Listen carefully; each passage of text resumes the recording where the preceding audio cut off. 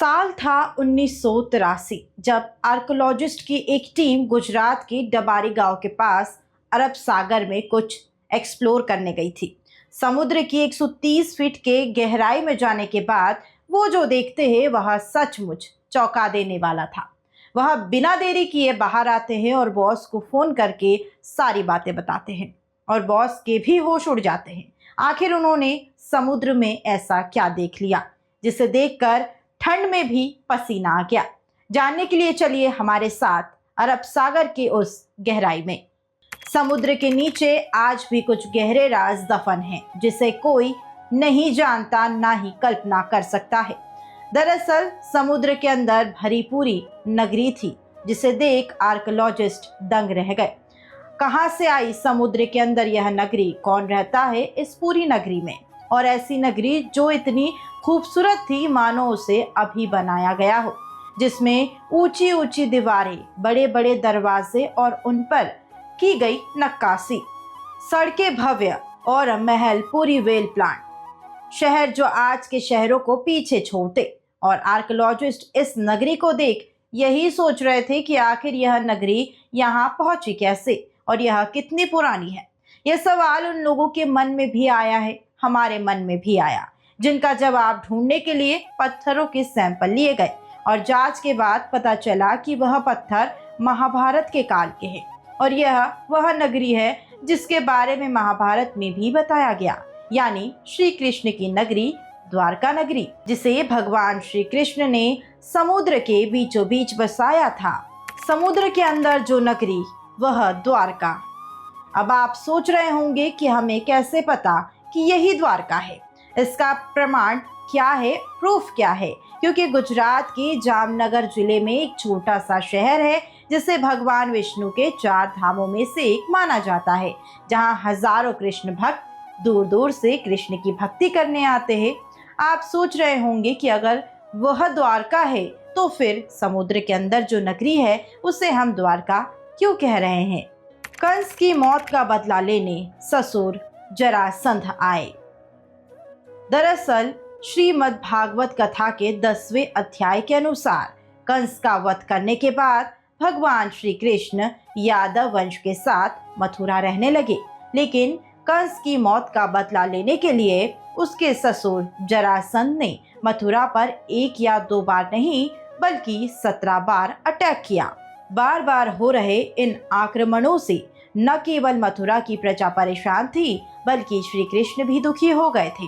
इसलिए श्री कृष्ण अपनी प्रजा के साथ बहुत दूर चले गए। करीब 1200 किलोमीटर दूर अरब सागर के किनारे जा पहुंचे। उन्होंने विश्वकर्मा को समुद्र के ऊपर एक नगरी बनाने का आदेश दिया, लेकिन समुद्रदेव की मर्जी के बिना यह पॉसिबल नहीं था। इसलिए भगवान श्री कृष्ण ने समुद्रदेव की पूजा की और पूजा से खुश होकर समुद्रदेव ने अरब सागर के तट पर नगर बसाने की मंजूरी दे दी, जिसके बाद वहां करीब 153 किलोमीटर की नगरी बस गई और नाम रखा गया द्वारका।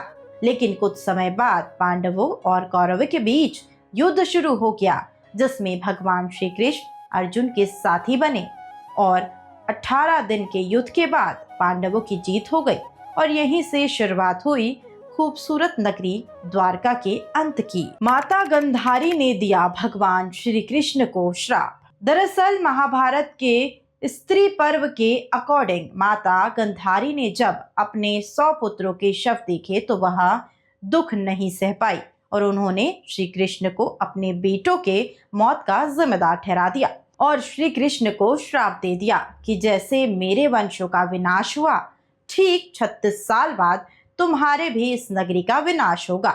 श्री कृष्ण पहले से जानते थे, इसलिए उन्होंने माता गंधारी के श्राप को एक्सेप्ट भी कर लिया।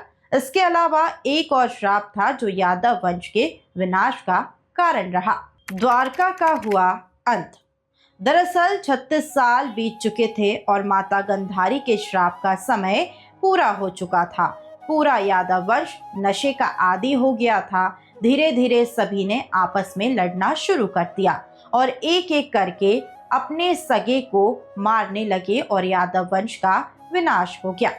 यह सब देखकर बलराम जी ने धरती को त्याग कर दिया और श्री कृष्ण जी जंगल की तरफ निकल पड़े, जिसके बाद वह एक पेड़ के नीचे लेट गए, जहां एक शिकारी ने हिरन समझकर उन पर तीर चला दिया, जिससे श्री कृष्ण की मौत हो गई और उन्हीं के साथ पूरा यादव वंश खत्म हो गया।